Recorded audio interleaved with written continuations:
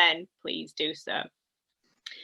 Okay, so as I mentioned, I'm one of the relationship managers. We're a team of 4 that are part of the wider comms team, and our role really is to support organisations that work with us to be able to make sure you've got everything you need to deliver successfully to your candidates.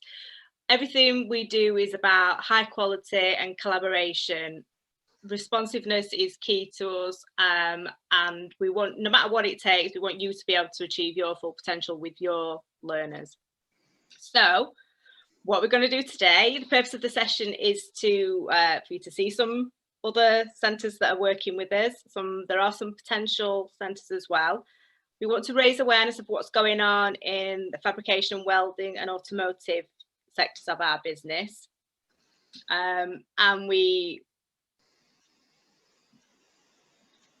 sorry, I just want to make sure. Mel, can you just make sure we're recording? Yeah, raising awareness of what's going on in those sectors, because we've had a lot of productivity during lockdown. It seems it's been very different ways of working, very challenging in some respects, but there's been a lot of work gone on in these 2 sectors, and Michael and Ian will share some of that. So we want to share that, make sure you're up to date with all those things. And we want to share with you some changes that that might be coming around compliance, just to make sure you're comfortable with everything around that. And then we've also got 2 guest speakers, which is great. So if we have a look at the agenda, we're hoping to be wrapped up by 3 o'clock. So I'll talk to you a little bit about the structure of the organisation, because some of you might be more familiar than others. You see lots of different brands floating around when you hear about the Skills and Education Group, and then there's other logos. So I'll talk to you just to make sure you're comfortable with, when people are contacting you, that it's actually all from the same organisation. Michael will do an update. He's our Director of Awarding Services. He will talk to you about product development, new digital certs, e-learning platform. That's all exciting stuff that's been going on during lockdown. Then we'll have an update from Carl, who's the Deputy Director of Awarding Services. He'll talk to us about compliance. That's your opportunity as well to ask questions around things that you might be concerned with around assessment. Then we'll have Ian, our Product Development Manager for these 2 sectors. He'll be talking about some of the changes that might have happened to the qualifications and things you might need to be aware of. And then we are very lucky today to have 2 external guest speakers with us. So we've got Steve Pennell from Lincoln Electric, who's going to talk to you about the welding and fabrication sector, what's happening in the industry, about the skills gaps, and about what they feel is needed to help that sector as far as getting people coming through ready to fill the skills gaps. And then last but not least, we've got Aslam from the RMI, who's going to talk to you about a learner journey from the automotive side of things and why they choose to work with our qualifications. We'll then open up for questions and answers, whether it be to the guest speakers or for anything you've heard earlier on in the session. Okay, so some of you might have seen this slide before, because we tend to use it quite a lot when we're chatting to customers to explain the complexity of the organisation. So just for simplicity, our legal name is the Skills and Education Group. And so you might see people's email addresses have the Skills and Education Group on them. And at the bottom of people's emails on the footer, it'll have Skills and Education Group. But what that really does is that's our overall name, the umbrella, and then underneath that sits the different brands for the different products that we work with. So you can see on the left-hand side of the diagram, we've got membership and MFEC, and in there sits anything to do with CPD and supporting our members to be able to do the best job that they can with their learners. And then in the middle, we've got Skills Education Group Awards, which previously you might have heard of Search Awards and ABC Awards.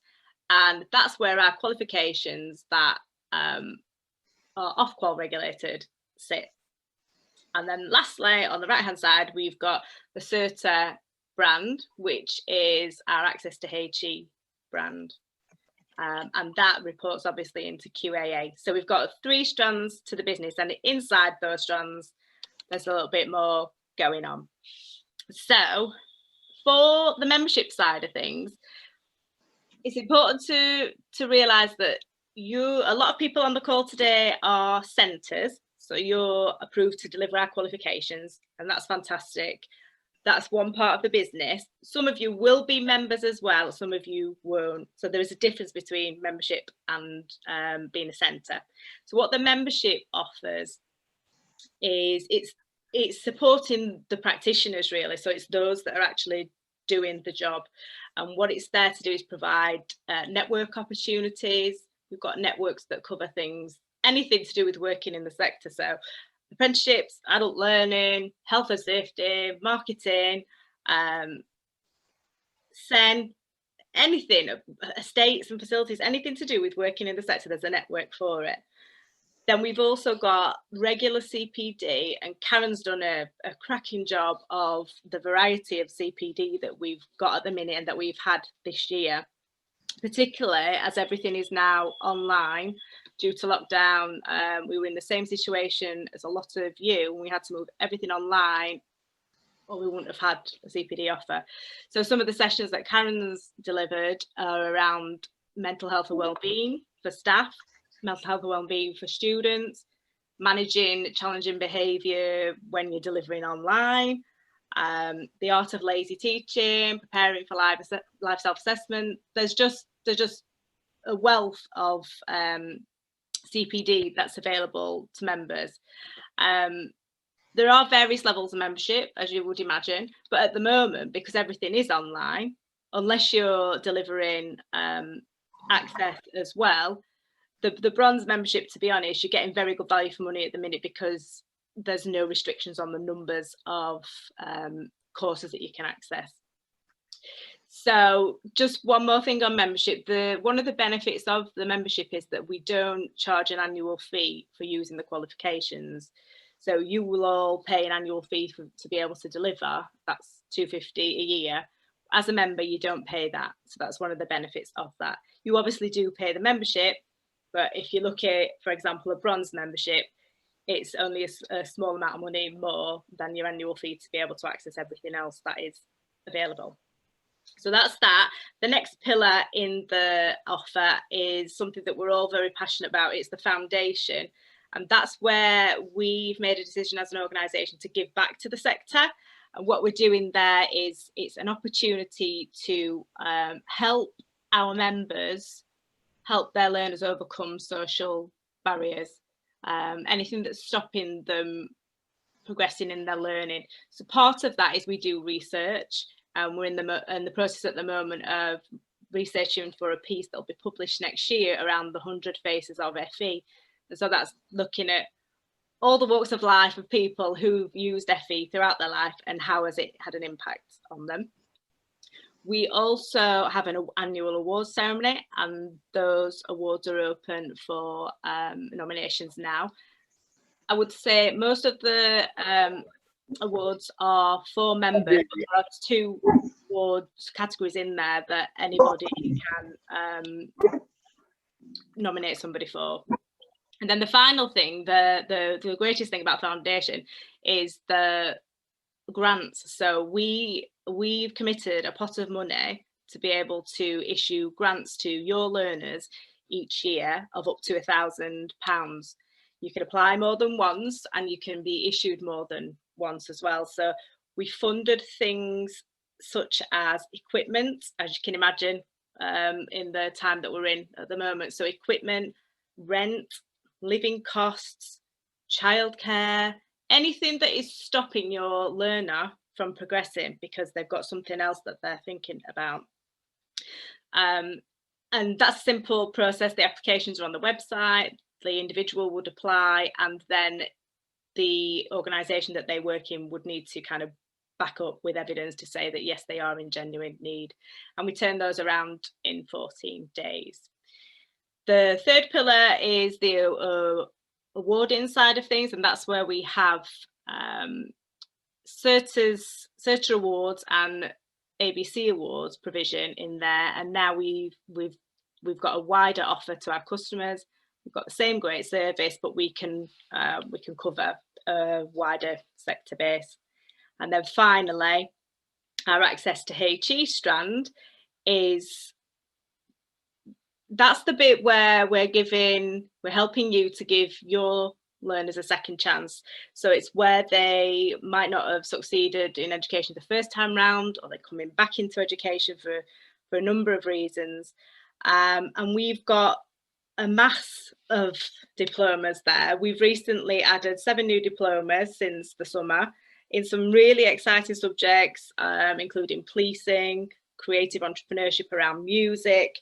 There's just all sorts going on there, and the team there, very experienced, often get feedback on their customer service, and the flexibility is there as well.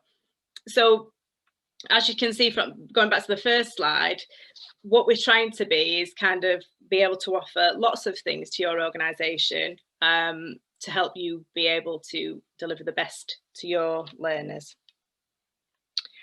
Okay, so what we're going to do now is I'm going to stop sharing, and I'm going to introduce Michael, who's the Director of Awarding Services, and he's going to talk to you about the product developments and all the work that's been happening in lockdown.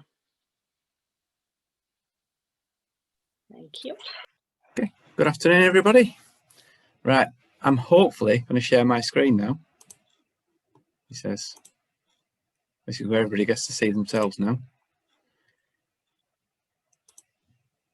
Right, is that working? Yeah, excellent. Right, so I'm just going to do a quick run through on products that we've released over the last 12 months, new products that we're working on for the coming 12 months, a little bit on digital certificates, a bit on the new e-learning platform that we're about to release, and then accredited training programs. So I'm not going to go into too much detail on any of the qualifications, so I'll leave the detail to Ian later on for the automotive and the welding and fabrication stuff. Right, so we'll start off with digital certificates.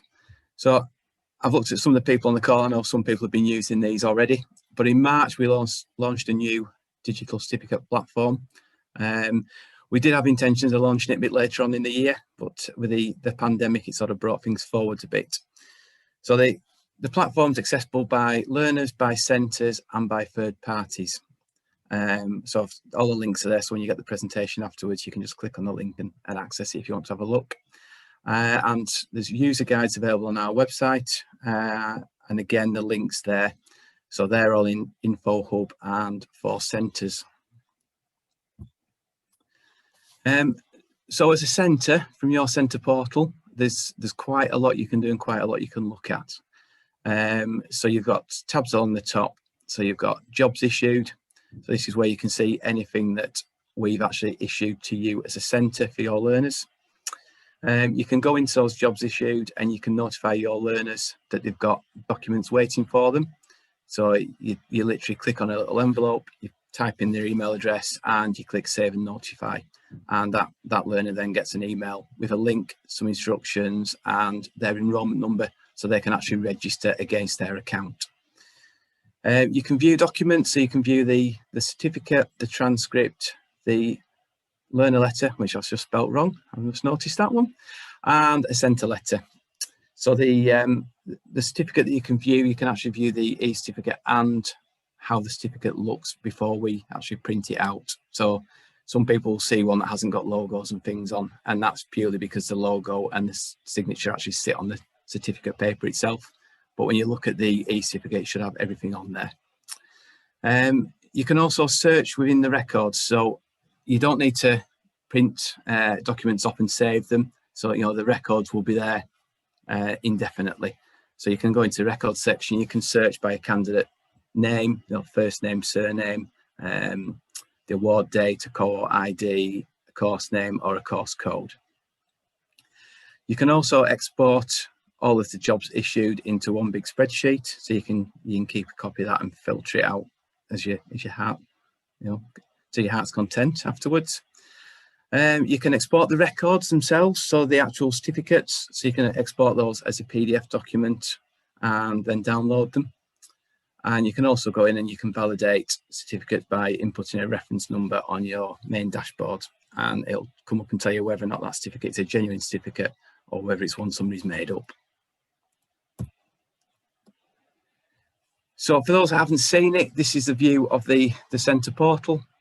It's up in the top right hand corner there. You've got your name. When you click on that, it brings a drop down box down where you can go in and alter some of your profile settings. If you've got multiple sites, so not just an organisation, if you've got like satellite sites, you'll have a button there that says change site. So you can just see that in red, and that will have a drop down box with all the sites that you're attached to for your particular organisation, and you can select the various different sites. Across the top, you've got your dashboard tab, then you've got your jobs issued. So that's, as I say, in there. Anything that we issue to you sits in there. Your records, the actual records for all your candidates in alphabetical order. There's a download section, so any export that you do sits in that download section. There's a store which we'll be switching on hopefully at some stage early next year, where you'll actually be able to go in and order replacement certificates, and then any orders will actually sit in the next tab along. And then you've got your validate record box there at the top, where you just literally type in the certificate number, click check, and it'll tell you whether or not it's valid. From a learner perspective, in their portal, it looks very, very similar in some respects with the menus, but they can actually view their digital certificate, digital transcript, and the letter. They can also choose to share their documents with a third party. So they've got what's called a connections tab, and in there they might choose to share their certificates with an employer, a prospective employer, a job agency, a college, university, parent, whoever wants to see it. So they can actually choose who they share documents with, how long they share them for. So they put a timeline on it, so they can put a date in as to when they want to share that until. So it can be a day, a week, a month, a year. And again, the development team are just working on actually plugging in the ability to be able to order replacement certificates through the platform. So the learners won't have to come through the centres. If you don't want them to, they can go directly on the platform, order the certificate. If they need to pay for it, they can pay for it on the platform, and it will get posted directly to them. So you can see very similar looking portal list for the learners. They've got an extra couple of big sort of blocks in the middle there, but in effect, they can go in, they can view their documents, they can go to the store, they can look at the previous orders, and then they've got their connections tab. And again, top right hand corner, they've got their name, and they drop that down, they can alter their profile. When they actually go into it, so when they click on the documents tab, it'll show them all the documents that they've been issued. So the example I put up there, so I've got 3 separate courses that I've completed. So my documents are sat in there. So I can choose from there to view those particular documents. I can report an error back to Skills and Education Group if there's a problem with one of those documents, or I can actually order a replacement. So when you click on it to view the certificate, what you get is an e-certificate. So one of the main differences with the digital certificate compared with the paper one is it's in landscape rather than portrait. You'll also notice it's got a watermark on the back of it that says it's only valid as an electronic document. And this is because it can be viewed online by the learner, by the centre, and anybody that learner decides to share it with. So these certificates are accepted by lots of different people, including the DVSA for the MOT qualifications.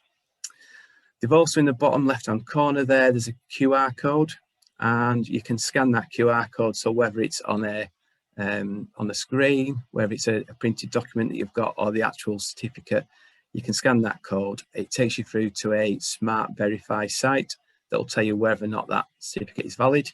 It'll tell you when it was issued, that it was issued by us, and then it'll also bring up an image as to what that certificate should look like. So you can actually check against the details to make sure it's got the right name on there and it hasn't been altered about with. In the third-party portal, this is where, as an employer, you could sign up to this, or a parent, a prospective employer, a school, a college, and the candidates, the learners, can actually share their certificate with you. So when they share them, when you log into this, it'll show you, there's two little tabs there. You can just see about halfway down the screen. You've got active and inactive.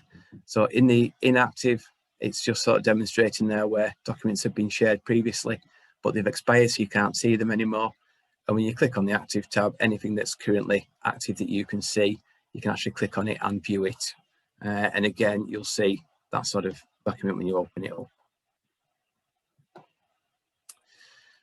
For those that haven't already applied for a digital certificate account, I've put the link on there. So it's a quick and easy form to fill out. You click submit. That form then comes through to us. We'll set you up an account and send you through an email with all your login details, user guides, etc. As a main user for your centre, if you've got a main admin person, we can then set them up with an admin account, which allows them to actually then add new users at your centre. So you don't have to keep submitting the same form for all your different people that want to access it. Right, so that's it on digital certificates. Have we got any questions on digital certificates before I move on? It's all quiet.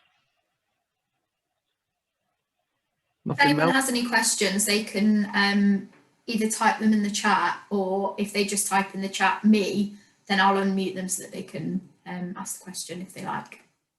Yeah, I will stop at the end of each section, but I'll stop right at the end as well, and feel free to ask any questions.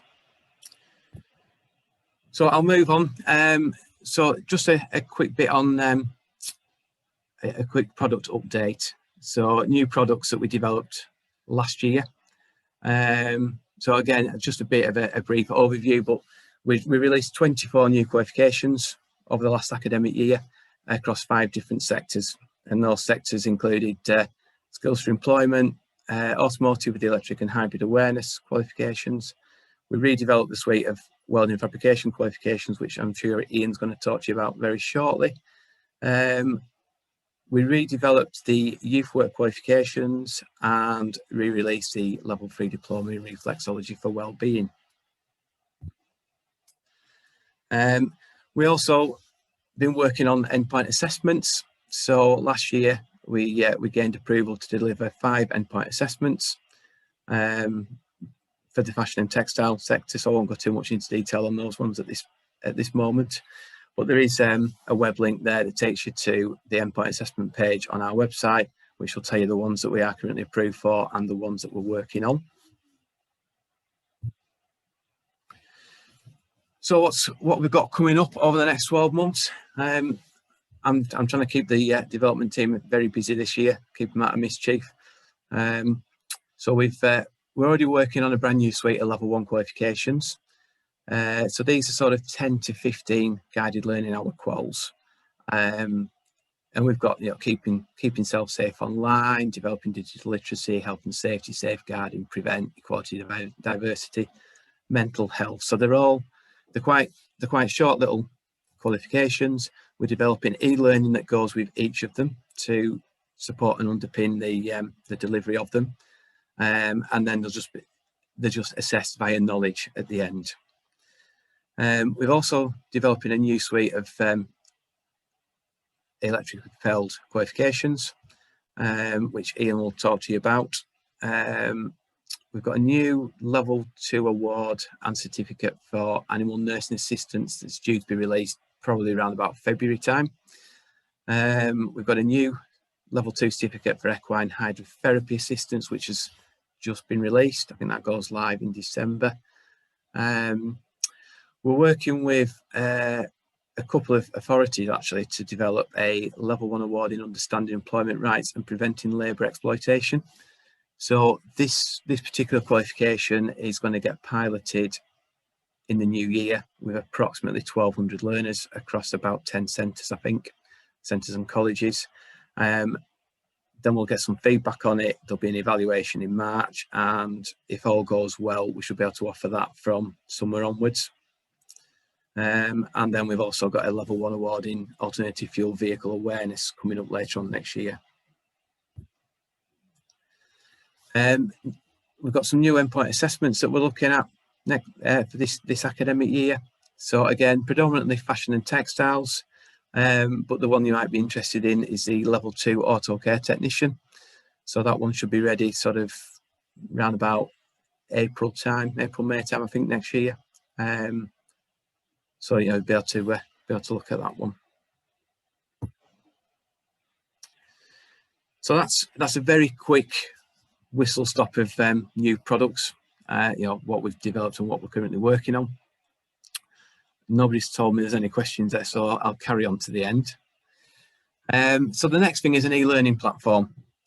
So we've been working on this for quite a while now, trying to get a platform that is it's quite an intuitive platform. It's available on all your various different browsers, and there will be an app that you can download, so you can actually, you know, the learners can use this on the go.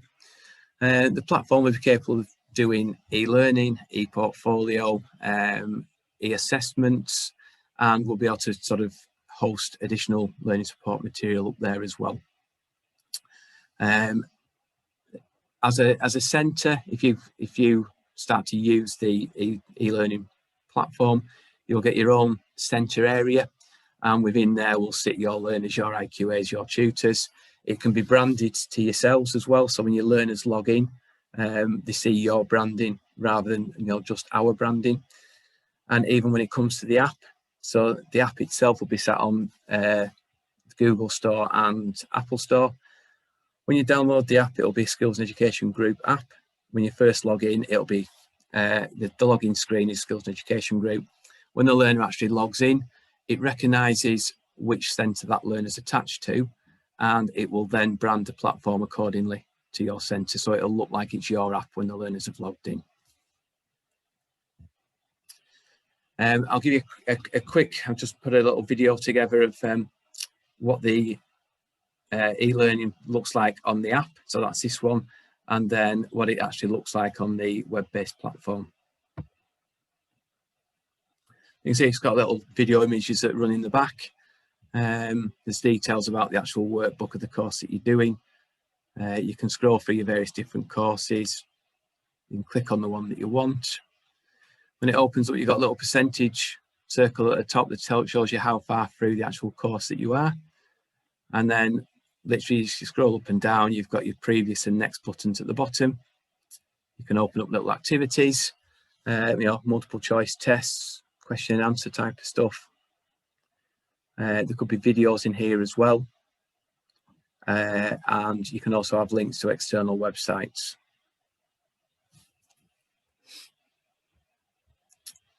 And then the one on the platform, the web-based version, it's all exactly the same workbooks. You just got a slightly wider screen, but it works in the same way. So again, if we just play this, so you just scroll up and down, you've got your percentage circle at the top. Scroll down, you've got some nice images in there. You've got some video clips, some activities. So activity-wise, just pause that for a second. So when it comes to activities, you can have multiple choice tests. You can have single line text answers, multiple line text answers, drag and drop, multiple response. So we can set all the various different ones up, very similar to the way in which you could on any online test platform.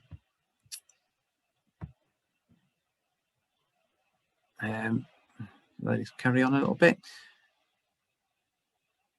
I think I must have started that back at the beginning again. So you can also, down the left-hand side there, you can jump from chapter to chapter within the e-learning. So it's quick and easy to get to where you want to go. There's a little scroll bar at the top there that actually increases and decreases the text size. And there's a little head there with a speech thing coming out of it. If you actually click on that, it'll read all the text out to you that's sat on that page. And if there's a single word you don't understand, you can just click on the word and it'll actually read the word out to you. Again, there you can see a little video running, so we can upload videos to the actual platform, or we can link it to videos that are embedded within YouTube, Vimeo, etc.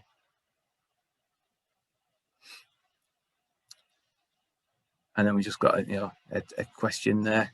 So that's what a multiple choice question would look like. It gives you the question, 4 possible answers. The learner just clicks the right answer and submits. Close the box, and then they can just move on. And then at the end, it'll let them know how they've done.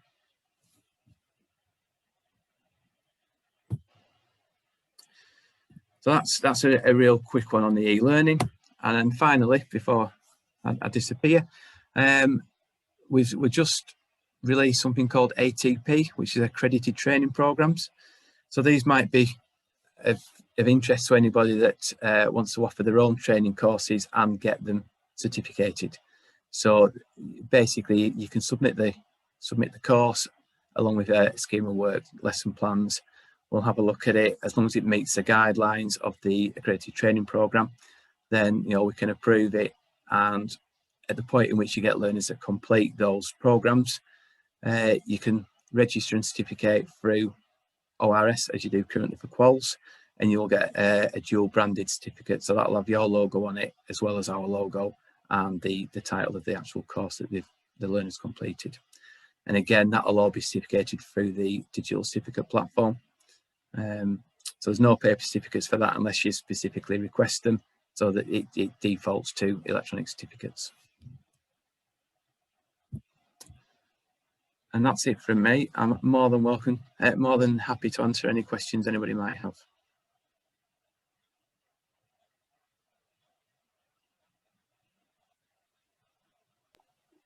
No questions yet? No, quiet. There'll be plenty of opportunity later anyway, if people think of anything. Okay, so what we'll do now then is I'll let Michael stop sharing, and we will introduce Carl Stringer, who is the Deputy Director of Awarding Services, and he's going to talk to you about the excitingness of the Extended Extraordinary Regulatory Framework.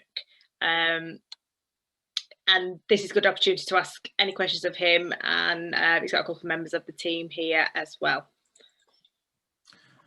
Hi, good afternoon. As Kay said, I am Carl Stringer, and I am responsible, I guess, for our regulatory compliance. So all things that are to do with regulation is what I deal with. I'm here to talk to you about the Extended Extraordinary Regulatory Framework, or EERF for short, and our approach to that and how that might affect you. Just to double check, people can see my screen, can't they? Can someone please nod? Good, thank you, Kay. And so moving on, if the computer will let me. So I'm going to start with a bit of background. As you will all be well aware, back in March, we went into a national lockdown, and in response to that, the regulators put together the ERF, the Extraordinary Regulatory Framework. This sat across all 3 regulators that we work with for qualifications, so Ofqual, SEA in Northern Ireland, and Qualifications Wales. And this approach over the summer allowed 3 different sets of approaches for different qualifications. So as will have been seen in the news with GCSEs and A-levels and some vocational qualifications as well, centres were allowed to have centre assessed grades, whereby tutors and assessors would estimate grades for learners, and then awarding organisations like us would quality assure those estimates, and we would also look at the evidence presented by centres on which they made those judgments, and we would then certificate or not based on that and on our findings. The second approach is where centres were allowed to adapt their assessment method or delivery method for the qualification, and that affected the majority of our qualifications. So centres were able to apply to deliver an assessment differently to how they normally would, and we would consider that and either say yes, or if we said no, get back to them with some advice and try and encourage centres in the right direction. Finally, the third option was to, if the above two don't work, then to simply delay the assessment until such a time that the learners can be assessed. So that approach ended this summer and was replaced in early October by the Extended Extraordinary Regulatory Framework, the EERF. And this is the framework that will run throughout this academic year. It's important at this point to get two things quite clear. Firstly, is this applies to all regulated qualifications. So it doesn't apply to unregulated products. And I think that's an important distinction to make. If you are delivering an unregulated product, then that these conditions I'm about to talk through don't apply. And I've forgotten the second point. Okay, I'll come back to that. Oh no, okay.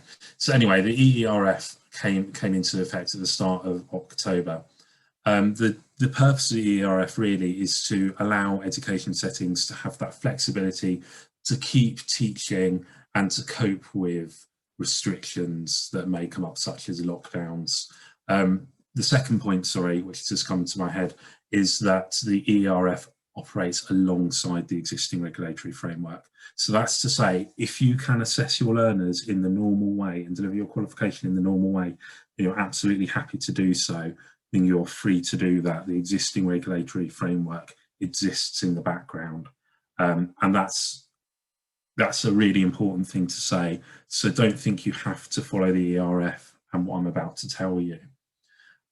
So as with the ERF over the summer, the ERF does allow for assessment approaches to be adapted by centres within the requirements set by their awarding organisation. What it also does is it encourages awarding organisations such as us to work with other awarding organisations to, as far as possible, agree common approaches. And what is a major difference from the summer is it does not allow estimated results or calculated results.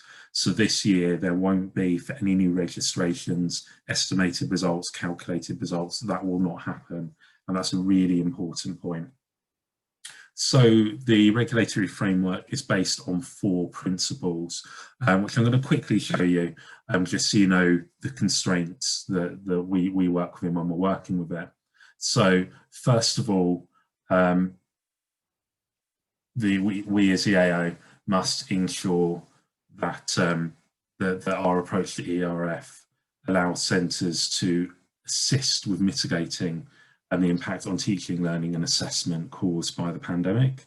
The second principle is that we must ensure that centres, as far as is possible, and learners, as far as is possible, are not disadvantaged by any adaptations we put in place.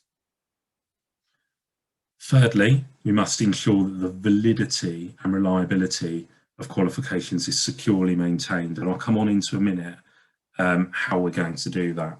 And finally, sort of linking to the above point, we have to maintain standards as far as possible in line with previous years and also with other awarding organisations. So with that in mind, our approach is that on every single website page, on every single qualification now, there should be a section on the website that says what our approach is with regards to adaptation of that qualification. So for most of our qualifications, we'll be allowing centres to propose an adaptation to the assessment, and we'll consider that. And where we consider it and don't agree or don't approve it, we'll explain why. And what we'll also do is we'll work with you to try and get to a place where you can put into place some kind of adaptation that will work for you and your learners.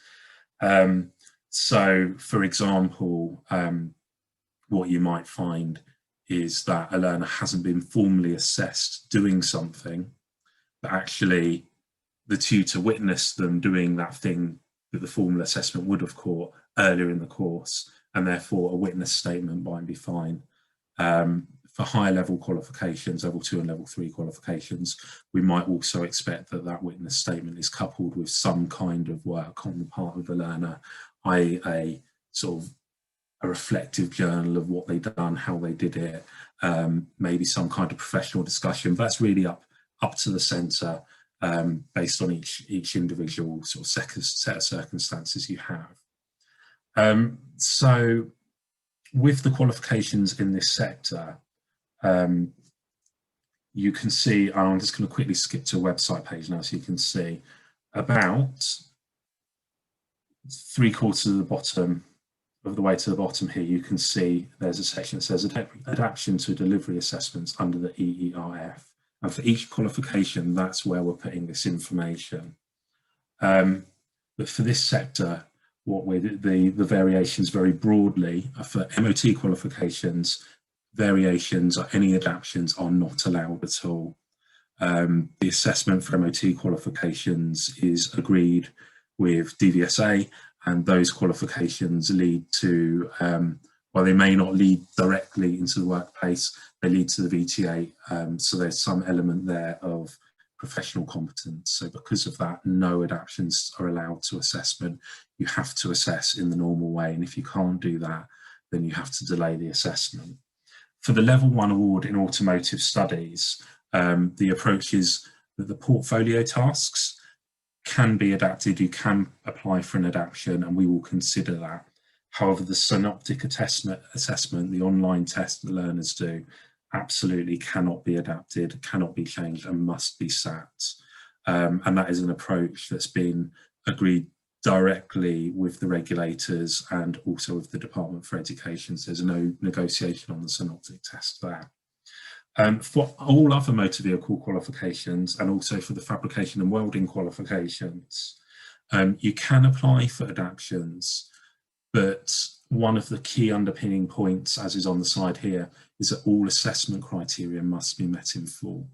So what that means is where an assessment criteria says a learner must do something, the learner can't explain how they would have done it. They have to have been witnessed doing that or assessed doing that. So the adaptation could be that we witnessed them doing that task earlier in the course, but an adaptation couldn't be, for example, the learner writing about how they would do that task. So the assessment criteria must be met in full. The other thing that's really important to bring your attention to is that special considerations cannot be used on a whole cohort basis. So a special consideration is something whereby a learner is in a very specific set of circumstances, and therefore we might consider an approach for that specific learner to help them through the course and to achieve the qualification. Where, for example, you've had to close a centre because of a regionalised outbreak, that wouldn't qualify for a special consideration because that's the whole cohort. That's a really important point that the regulators made, because awarding organisations did ask that over the summer. So for qualifications such as fabrication and welding and the motor vehicle, where we do allow, or we may allow centres to apply for a variation to assessment, the one thing that I'd absolutely encourage is, if possible, where there are practical tasks in the qualification, to try and assess them as early, maybe not assess them, but at least witness learners doing them as early on in the course, so that if you do have to close the centre at a later date, you've got that witness task effectively there in the bank. That's something that we're certainly encouraging centres to do this year. So as I said, each approach for every qualification is on the relevant website page. And that's it. I've tried to keep it as brief as possible, really, in anticipation there might be some questions. So if you have any questions, I'll be absolutely glad to answer. I believe we've got no questions about that. Okay. You can ask your questions at the end if you do have any. Don't forget, you can just type your name in the chat and then ask your question, or you can type the full question in. Okay. Okay, so now I'm going to hand over to Ian Watson, who's the product development manager for this sector, and that he's going to tell us everything fab and weld and automotive.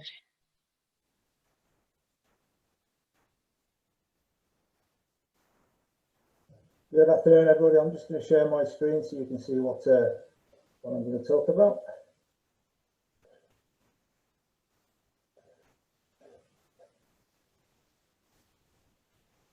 Can everybody see that? Just not yet. Okay. So I'm Ian Watson. I'm the product development manager for everything automotive, including the MOT qualifications and also everything fabrication and welding. So strange old year. Where are we up to so far?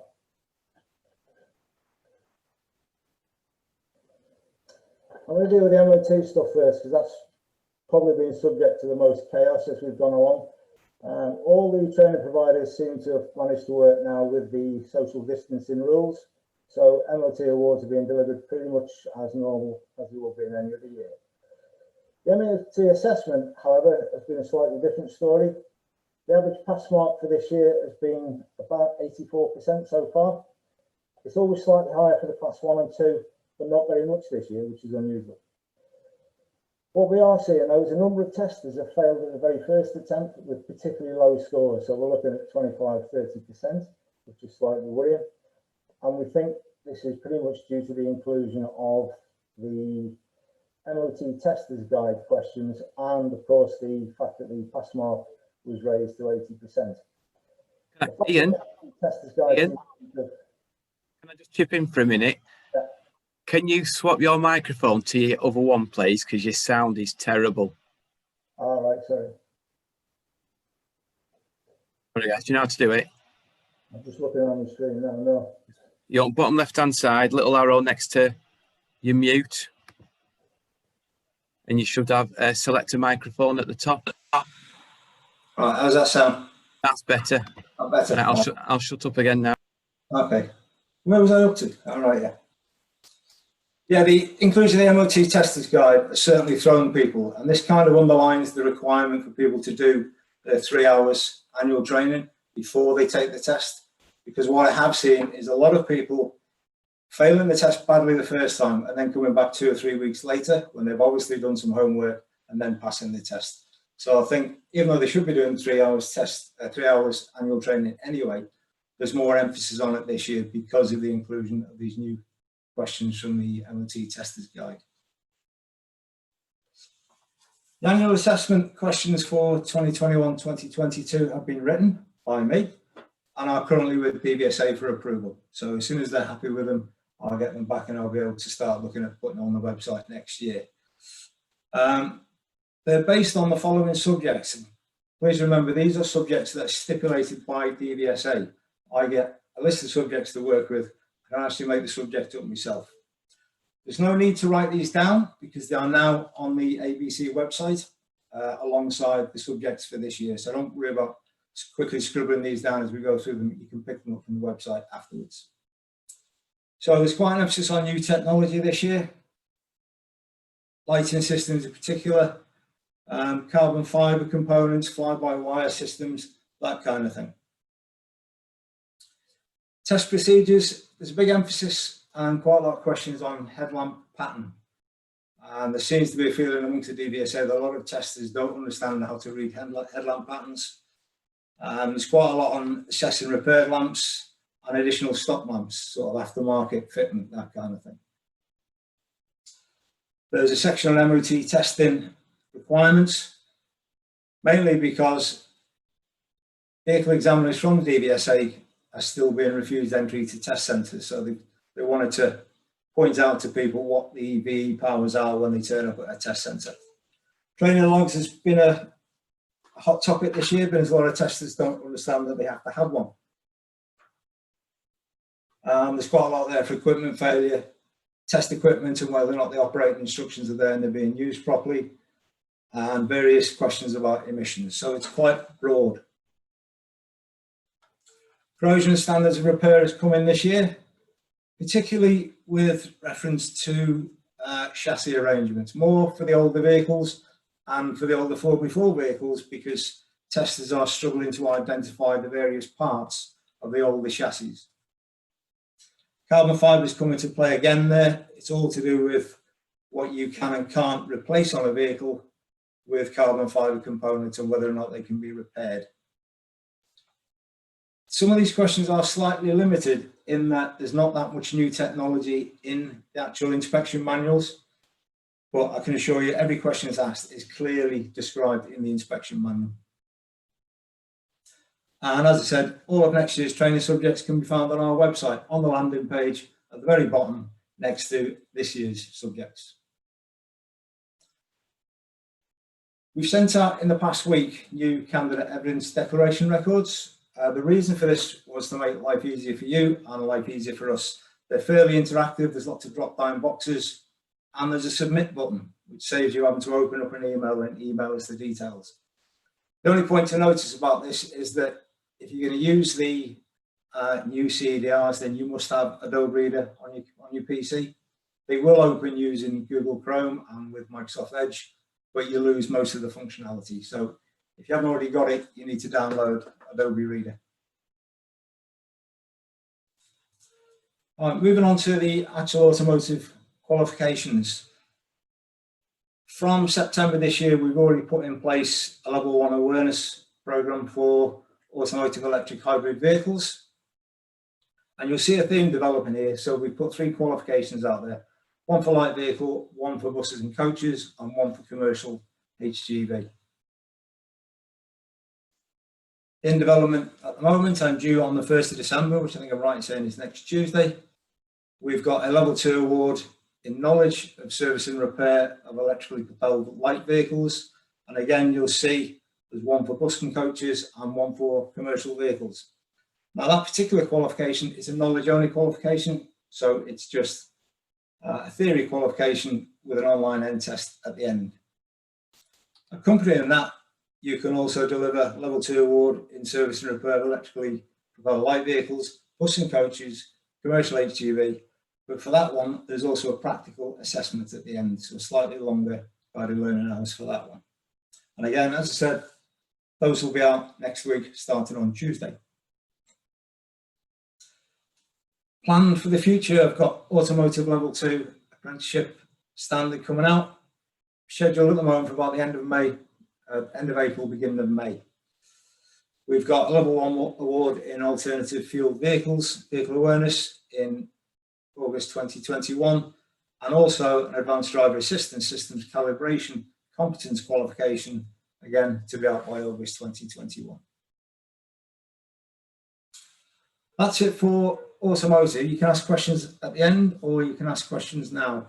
You got any questions right at the moment, or shall I move on? Carry on, Ian. Right, so on to fabrication and welding. We have redeveloped our suite of fabrication and welding qualifications.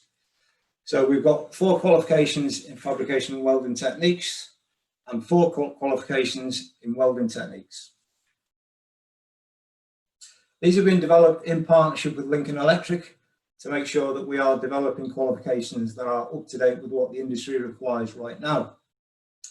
The qualification content has been updated, and we had a lot of feedback from both centres and industry that they would like to see a greater range of units. And there were some things I noticed in the last set of qualifications. For instance, there seemed to be a lack of health and safety units across the range, which is strange for an engineering qualification.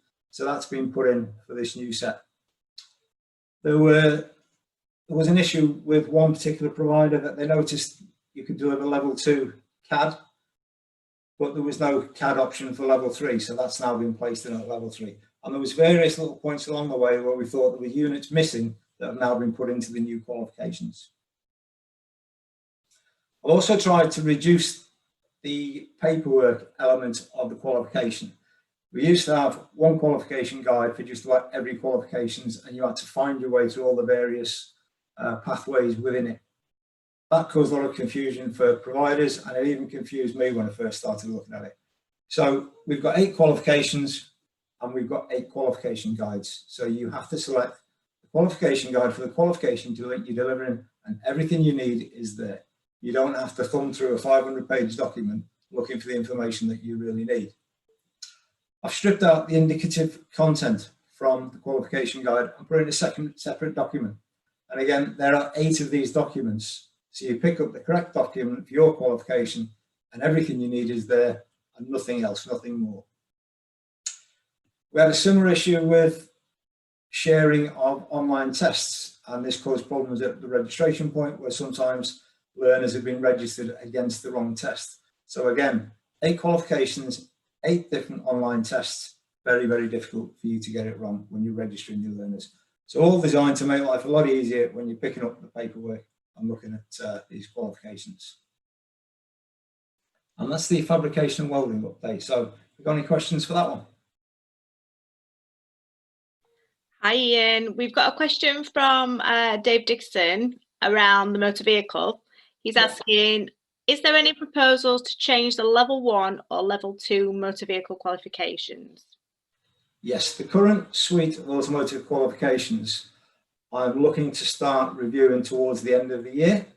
I see Michael with a big smile on his face there. I thought I'd put that one in before Ian. If you looked at what after the AutoCare level 2 has been developed and published, if you look at what I've actually got to do after that, I have got a few gaps in my schedule. So the current suite of automotive qualifications will all be redeveloped and relooked at from there on in. So probably towards July, August time next year, I'll get to that.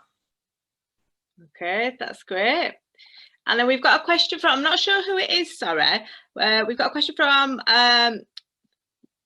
300-116 that says, hi Ian, is the e-learning material available for this year's MOT annual training? Oh, from Balgit.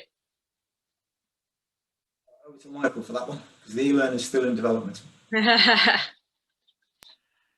Yeah, I have actually got the training material. It's sat on our new platform, but I need to be able to release the platform before we can do anything with it. So yeah, at the moment we might have something early part of next year, but you know, I can't guarantee anything at this stage.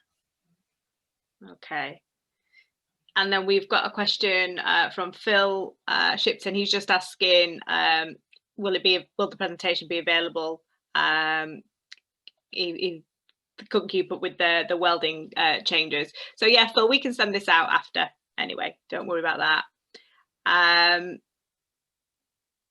Yeah, that's all the questions for now, guys. Wait, there was one in there from 85606097405. Have you got it? Yep, got it. Okay. Is there any movement on registration with IAP for fabrication?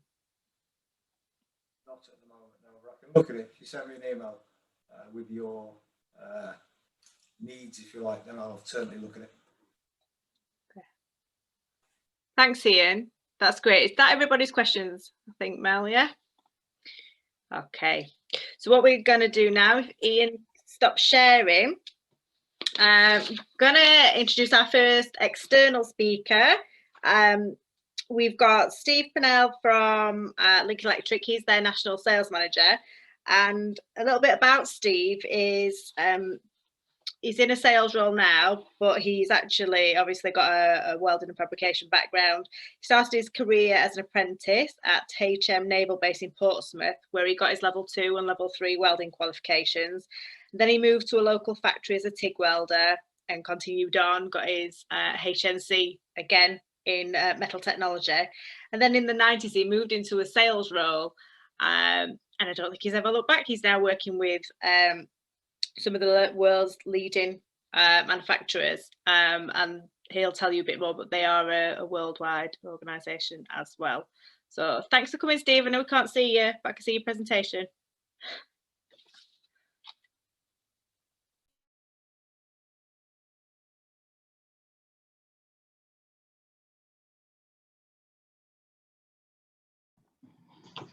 Okay, can you hear me now? Good.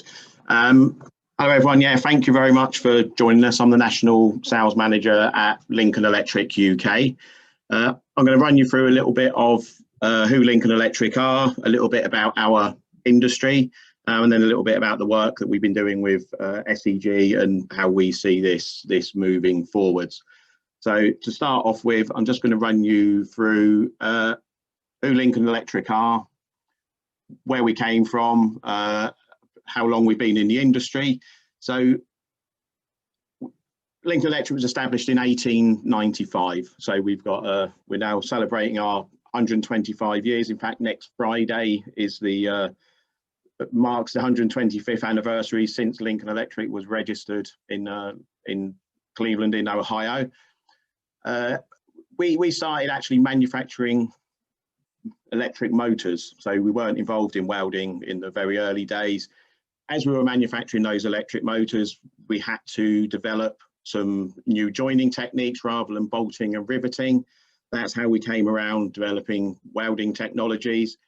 As news of that technology spread through the local area, lots of other businesses came to Lincoln Electric and said, can you make us one of those machines? Can you make us some of those consumables? And with that, then they all needed showing how was that, how did that work? How did you use those technologies? So in 1917, we set up our very first Lincoln Electric Weld School in Cleveland in Ohio. And since then, we've been educating welders from across the US in that facility. It's moved locations twice, but still we have a weld school in the US. And in 1936, because of the expansion of the technologies and the need for people to train, there wasn't a great deal of money around as there is these days. So we set up a foundation to allow people to get more reasonably cost books and materials to aid their learning. So 1936, we set up the Lincoln Electric Foundation, and that still runs to this day, of offering subsidized prices on learning books. So in 2017, marking our 100th year of working in welding education, we built a brand new $30 million welding education centre. So that centre has somewhere in the region of around about 200 welding bays, around about 40 meeting and lecture rooms, and it's sort of our epicentre of learning. Now we've changed our ratio slightly to teaching welders to helping instructors. So now 70% of the work we do in that welding technology centre is actually training welding educators rather than training welders. So we run this train the trainer program in the US, and that, as I say, that counts for around about 70% of the work that we do in our technology centre now. So one of the other things that some of you on the call will know, but some may not, is that we are a global partner for World Skills. So we started this journey in 2011 when the World Skills competition, the national, the world finals ran in London. And since then, every year we've supplied all the equipment, welding bays, fume extraction, PPE into every World Skills final since then. As part of that, of course, we support World Skills UK in the competitions that they run. So, well, not this year, but every other year, we have, since 2011, we have supported World Skills UK, providing all of the welding bays, welding equipment, fume extraction, and consumables for those competitions. So we should have next year been going to Shanghai for the World Finals, but those have now been postponed to 2022. I don't think I need to explain the reason why for that for you. But just to give you a bit of background on who we are, we've been around 125 years. We've got 103 years now of experience of training welders. We have so in Cleveland, in Ohio, we have a team of 49 people solely concentrating on education. So some of those are instructors who teach lecturers, some of those who are instructors who help with codings. But we have a team of 6 people within that 49 who actually work on creating documents to support the delivery of welding qualifications, and I'll cover a little bit of that later. So we operate across the world, 106 countries we're active in. We have 11,000 people, so we're quite a sizable company. And in the UK, as well as myself, we've got a team of salespeople, but we also now have Lewis Sanders, who is also on the call, but when we're moving forwards, Lewis will be our education specialist, so a go-to person for all your education needs moving forwards. So one of the things that we know is we've been involved in training welders for 103 years now. We know that welding is a technical subject. So it's not something where you can just show someone, pick a torch, run it along that bit of metal, give them a certificate, you're a welder. That doesn't work. We understand that there's a lot of background, a lot of underpinning foundation knowledge that is required for people that are training to be a welder. So we've undertaken a bit of a study, and we've looked back. So in the 1900s, the early 1900s, when we first started, how much knowledge did somebody need? And it wasn't a great deal. So they need a little bit of electrical foundation knowledge. They needed to understand the equipment. They needed to understand the consumables, and then they needed to understand how to use those products together. Since then, technology's moved on, processes have moved on. So now there's 4 or 5 processes in welding technology, not just the one that we had originally. But now when we look, the amount of knowledge here that was required in the 1900s, the amount of knowledge that is required now during a 4-year apprenticeship has grown significantly. So knowledge is much bigger, and there's a lot more learning to do during the 4-year training period. And even after 4 years, we still don't believe that someone is, completely ready to go. There's still a lot of learning to do even when we finish your apprenticeship. But what's happened is there's a lot more now metallurgy, a lot more mechanical drawings type of work, computerization has driven more learning needed as well, but also the technology. So we've looked over the last few years, and we were told there's been new welding qualifications introduced that you can do in 6 weeks. This will help fill the gap of skilled labour. What we have seen is that most definitely hasn't closed that gap in. So still the average age of a welder sits way above 55. With every welder that retires, that age steps up slightly further, and a lot more knowledge disappears. And what we do know is that we're working with some of the biggest projects in the UK at the moment, and we're working on some of the new ones that are coming in with the new nuclear power stations, with renewable energy, with new electronics factories being built. There's going to be a huge vacuum of skilled welders going to those high-paid jobs, and leaving your little small to medium enterprises with a lack of skilled workforce. So what we have to do is we have to start building that new generation of welders. So we need to make sure that those factories have got people that can move into that. So we understand that there needs to be a knowledge growth. We have to educate people, and not just with how to move a welding torch and to create a basic weld, but also the fundamental process knowledge that sits behind that process. So they have to understand the process. This is why we've sort of looked at what we're doing. So people, it's easy to understand what a weld looks like, but what we really need to know is that welded joint, as well as producing that welded joint, what's within inside that welded joint. They have to be able to read the weld pool. They have to be able to understand what the effects of the weld pool have on the integrity of the weld. So as well as understanding what a good weld looks like on the outside, they need to know that from that weld that I've put down, the movement of that weld pool, how do I think that weld will look inside? So they have to understand not only what's on the outside of the weld, but also is what is inside that weld.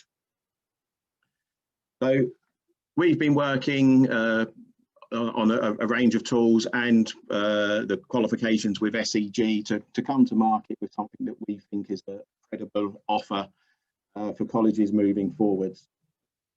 So the offer really starts with the qualifications and the supporting documents that go with that, and then move into the use of technology to help accelerate that learning process. So virtual welding systems, which we've had in the UK since 2011 when we ran the World Skills Finals. That technology has moved on. Our new generation is coming in. We're expecting to see new products added to that range in January. And the idea here is to allow or to remove the need for the cost of welding coupons, so raw materials, of gas, of energy. A virtual welding system only uses an amp or two rather than 16, 20 amps that a traditional welding machine would. The other development we come up with is a hybrid system. So now we have a system that watches the welder and gives a verbal feedback. So it's the same type of feedback that you would receive from a virtual welder, but given verbally rather than with visuals on the screen. So we have this this true hybrid learning system, which gives a path into the practical work working on your own. So as part of this this journey for us, we're introducing a new Lincoln Electric partnership program. And this gives colleges the opportunity to become one of Lincoln Electric's approved partner delivery centres. You can use the tools and the materials that we have created. So that's called ULink, and I'll share a little bit more about that with you in a moment. We're also introducing an education summit, so an annual conference to allow educators to get together with some guest speakers.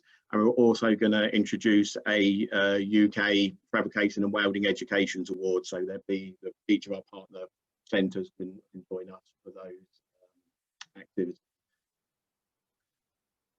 So we had all this in place, and what do we have missing? We had the desire, we had the tools, we had the support network, we had the materials, but there was one thing that was really missing from what we wanted to deliver to the industry, and that was a qualification system. So we had the materials, but we just didn't have a way of delivering the qualifications for the students. So this is when we approached SEG. Of course, there was another number of people we could have approached, but we wanted an organisation that shared the same values as Lincoln Electric did, which was to support the industry and to drive things forwards. So we had some discussions with SEG.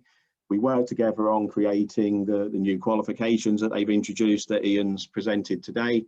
And then we have offered some support materials for colleges to use for the delivery of those qualifications. So the support material comes under the banner of our ULink program. So what we can see here is a list of all of the, well, not all of, there's about 10 pages of subject matter. And of each item that we have here, each module, it tells us what do we have. So we've got instructor lesson plans, we've got PowerPoint presentations which are aligned with the lesson plan, we have lab activities, we have question and answer sheets, so sample question and answer sheets, and we have a student reference. All of these documents align to the lesson plan, and the lesson plan will run you through step by step, how do I deliver this particular module.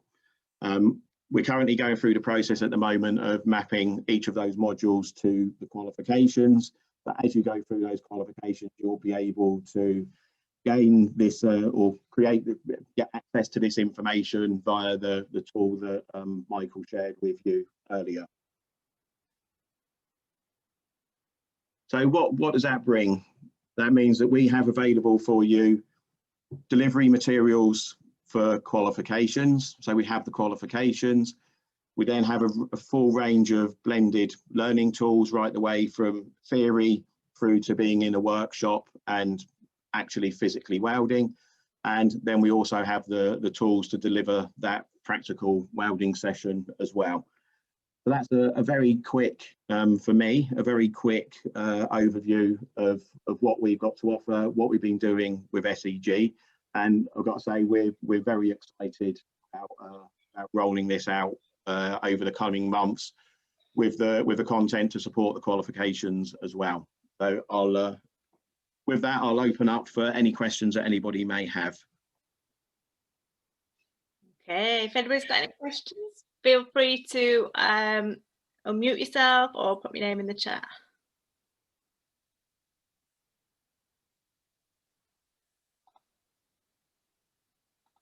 Everybody's comfortable with everything that we've talked about? Okay, got away lightly at the minute, Steve. Are we good? Are we good? Yep, at the minute. Might be some more at the end. Thank you. Yeah, okay, no problem. I can't work out how to unshare this now. Okay, should just have a stop sharing button.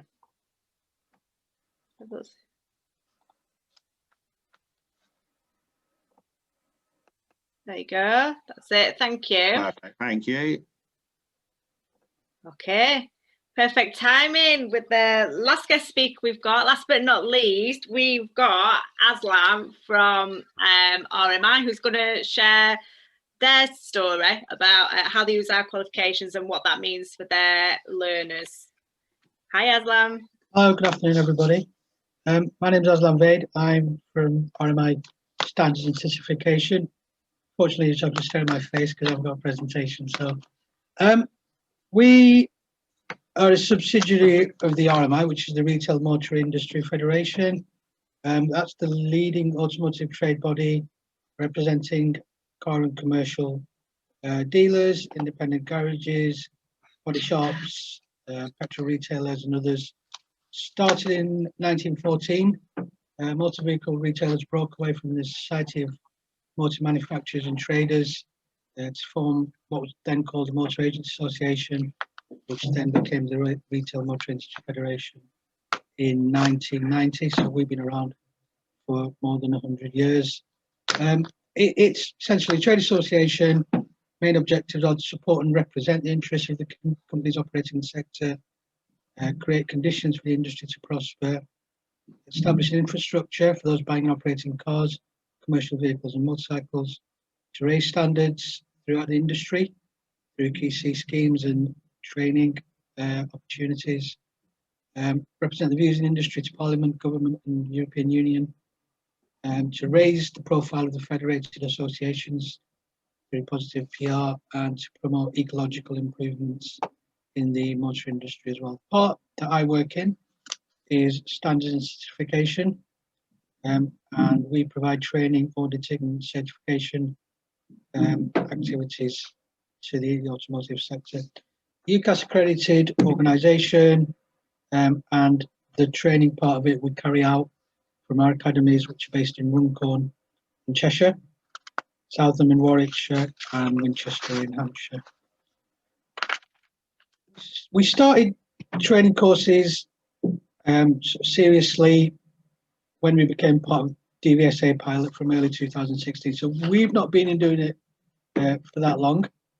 At that point, the DVSA decided that instead of training new testers in-house, they were going to offer that to external companies, and we were involved with them in putting a pilot scheme together. And from that, the opportunities arose for external companies to be able to provide the training courses and to get individuals accredited up to become MOT testers.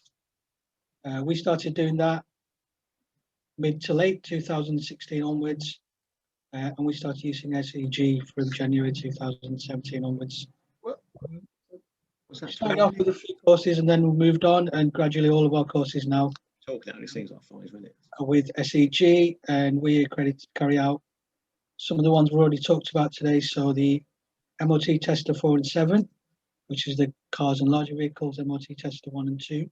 Because he's not What's called the VTA, which is the Vehicle Technician Accredited Assessment, which is the level 3 repair of light vehicles.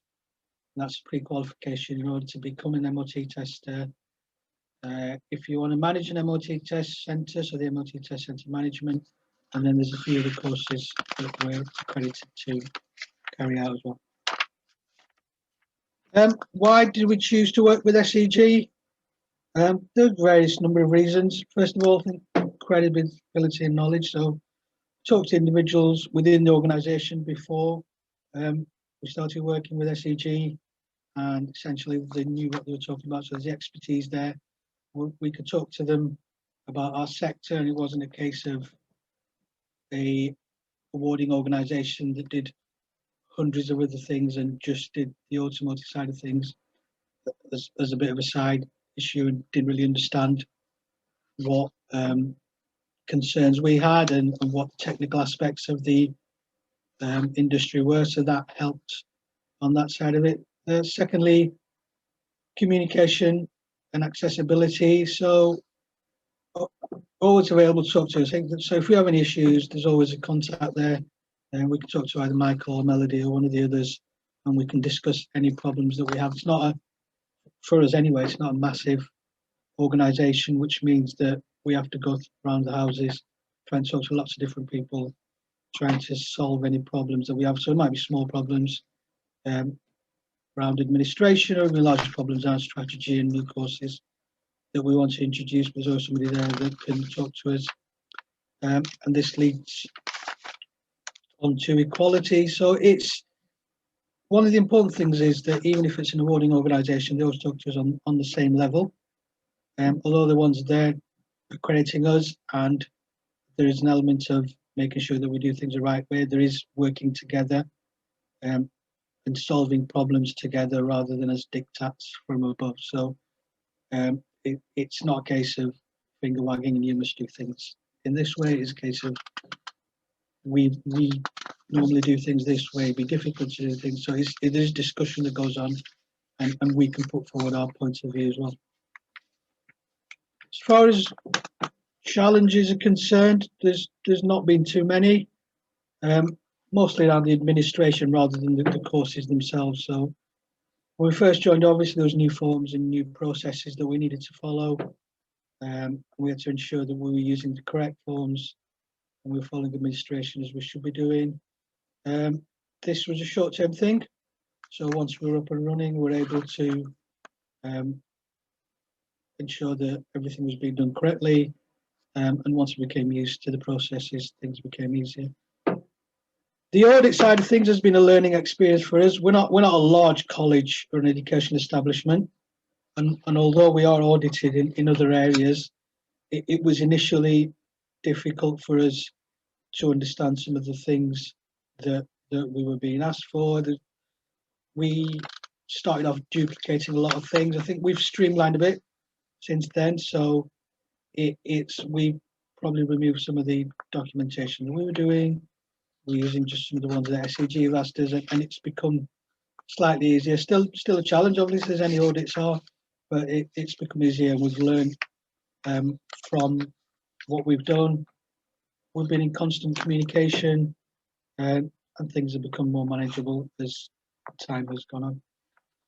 I want to talk about one of our candidates and the journey that he's been on, and he's been with us now for 3 different courses, so he must like something about what we do and about what SEG do. So he's called Joseph.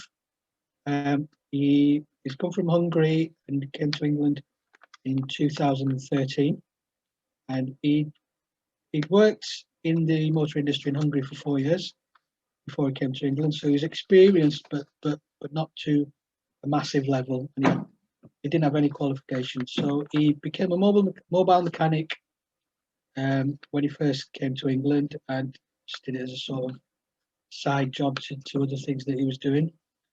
He moved to running his own garage in 2014 and started off slowly, but what he was looking to improve the quality, become more professional, and just to offer more services as part of the garage that he was running.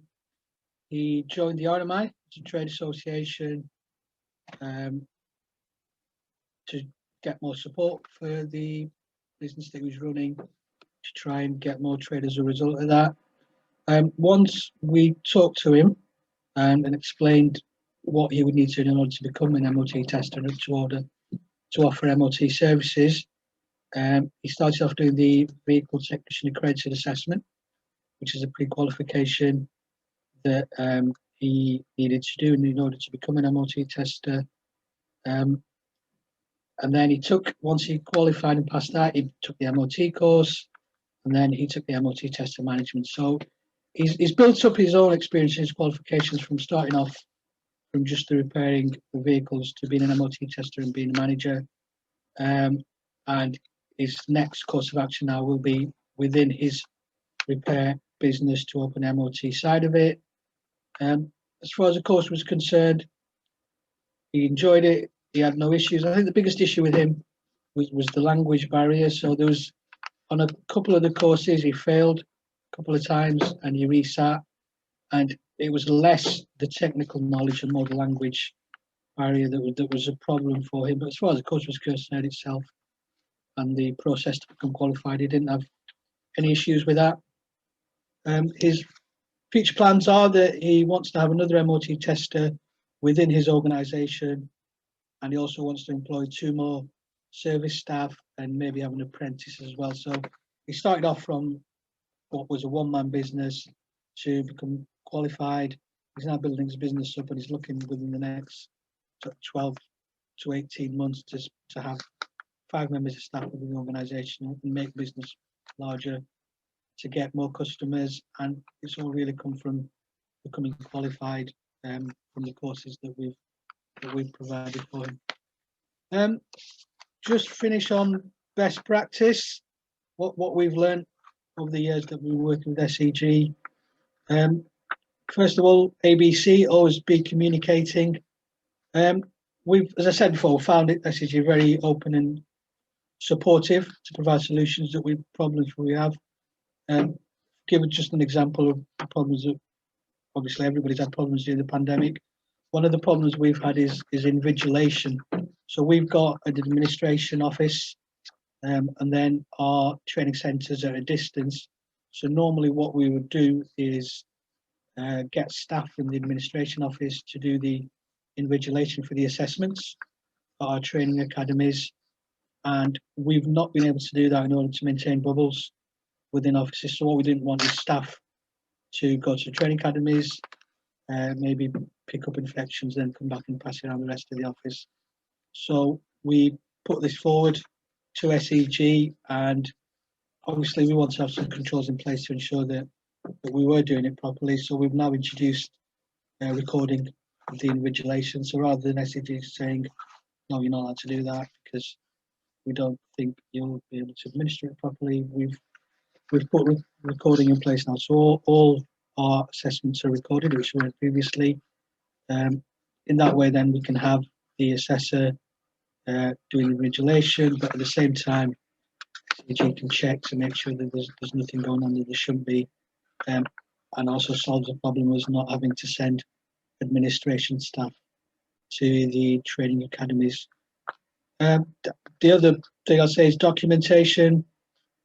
One of the things for us is you need to stay up to date with documents and processes. So if changes happen, just ensure that you are following the latest up-to-date documentation. We found that where we've fallen down is maybe not kept ourselves updated in the past, so that's caused us problems. But once we got the processes in place and guaranteed that we were using the correct documents, it became a lot easier, and it became easier for the staff as well as the admin staff to do the jobs that they were doing. I think that's it. Finished a little bit early, but that's it from me. If there's any questions that anybody's got. Yeah. Thank you. That was really, really good. Okay, so has anybody got any questions for either Aslam about his presentation or for Steve? We've got one coming for Steve from Sharon at Wiltshire College. But also, I'm happy now to open up the questions to any of the speakers that you have heard from, so the Skills and Education Group staff as well as we have Catherine Atkinson here as well, who's our funding manager. So she's happy to take questions about recent funding changes, anything that you want to pick a brain about, and we'll do our best to answer those. Bearing in mind, we're not the ESFA, so it's our interpretation of the guidance. So questions, we had a question from Sharon at Wiltshire. Let me just find it.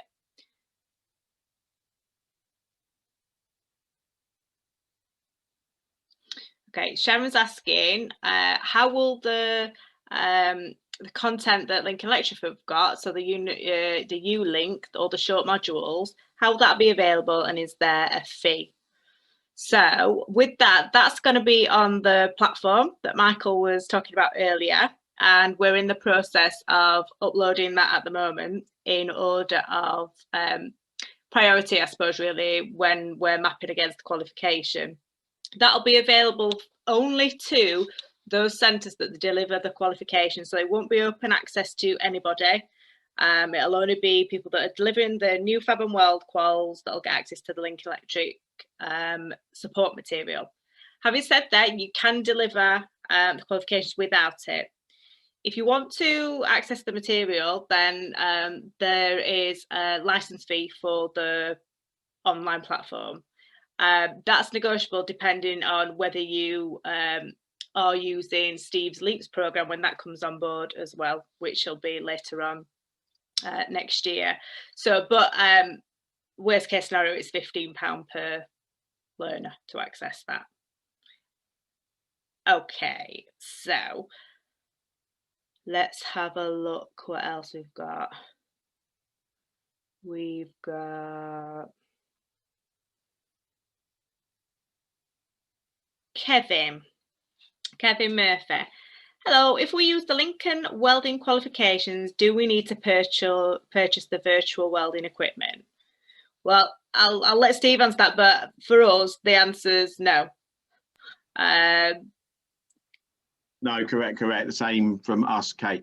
So just to clear up, the qualifications with SEG access for anybody. For the Leaps partnership, there are some requirements for people to have Lincoln Electric equipment, use the consumables and use the virtual welding systems, mainly because the curriculum support materials refer to the use of a virtual welder and refer to specific equipment and specific consumables. So the qualification is available for anybody to register for and use. Any centre can register with SEG and use that qualification. The partnership programme with Lincoln Electric is in a separate thing, which will give you discounted access to the curriculum content after this academic year. Okay, lovely. Has anybody else got any questions for either Steve, Aslam, Michael, Carl, or Ian or Catherine around funding? And if I've missed anybody's question, please just shout. I don't think we have. Okay.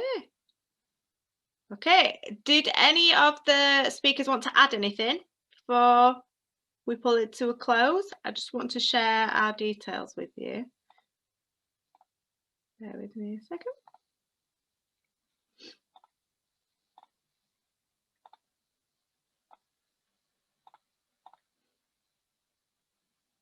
Okay, so we wanted to just thank everybody for your time. I know that it's crazy times at the minute for everybody, and to take a couple of hours out sometimes is a lot at the minute. So thanks for your time today and your contributions. We will send out slides, and if you've got any questions about anything that you've heard today, whether it be to do with any of the speakers or the new quals or anything to do with membership, please just get in touch with either myself or your relevant relationship manager. Details are just there. And if there's no more questions, thank you for your time this afternoon. Thank you, Kay. Really good. Thank you. Thanks, Steve. Thanks, Aslam. Everybody. Thanks, everyone.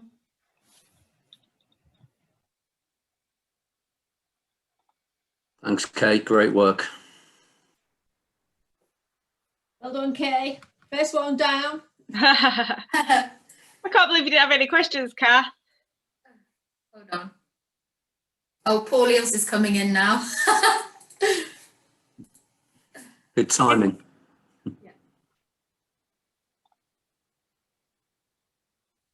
So that's the meeting closed, Paul. You got to unmute when you talk. Yeah, unmute.